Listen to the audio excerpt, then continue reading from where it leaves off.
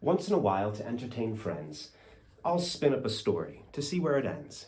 While I might mess with facts, I can say with conviction that sometimes the truth is much stranger than fiction.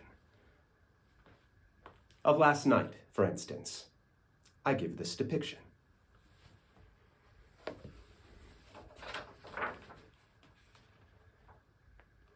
It's 3 nights before Christmas, and out at Four Oaks, the wind is a-howling, the fire pit smokes.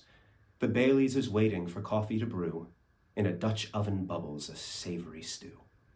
I'm humming and poking at embers and ash, when deep from the forest I hear a great crash. Into the darkness I peer warily, into the shadows that stretch scarily. I wish for bright light, but the fire burns low. I reluctantly stray from its comforting glow. To fetch a few logs from the edge of the wood, I zip up my coat and flip up my hood. It's 20 long paces to get to the stacks. I take a deep breath. I take up the axe. If something is out there to give me a fright, it will see what I'm made of. I'll put up a fight. Into the shadows I step quietly, with my axe at my side, and what do I see? But a monstrous thing, half obscured by a tree, with an eye that glows red and looks right at me. What should I do? Should I strike? Should I run? Should I offer it stew? Would it eat a bun? As I ponder these questions, imagine my shock when the thing heaves a sigh and commences to talk. In a whisper it says, "You're too tall for an elf."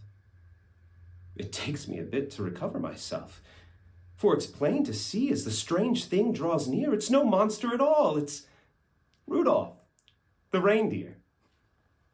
I notice he's staring rather intently at the axe in my hand, so I set it down, gently. A smile spreads over his sweet furry face. I ask, how in the world did you come to this place? I was practicing flying and following my nose.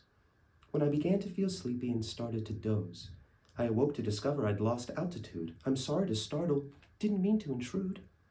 If you'll just point me north, I'll be on my way, and the children will have presents come Christmas Day. I know where to direct you, I say. See that star? It will guide you north. It will take you far. But before we bid each other adieu, tell me, are you hungry? Would you like some warm stew? His nose flames bright red. His agitation grows great at the sight of the boiling pot on the grate. And I realized then that the thing I thought grim had been more scared of me than I'd been of him. I laugh loud as Santa. I see there is something that you need to know. You've clearly mistaken me for a barbarian. That's not venison stew. That's all vegetarian. Now, maybe you don't think my story is true, that we shared a fine feast, and then off he flew. But last night I learned something that I never knew. And Rudolph said I could share it with you. While he's grateful that children want him to be fed and leave cookies and carrots before they go to bed. As together we sat, the reindeer and I, he told me he much prefers blueberry pie. Merry Christmas.